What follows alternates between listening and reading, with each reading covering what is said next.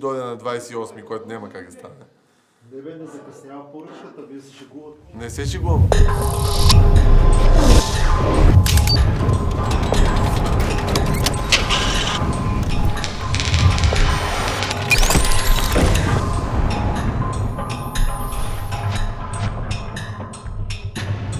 Днеска е 28 октомври, вечерта, утре 29 и други ден трябва да отвориме. Прочноч.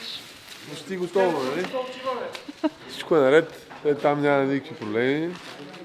Тук това е Хелуин, идва Хелуин. И това е положението, ще видим, но ще успеем. Всичко е наред.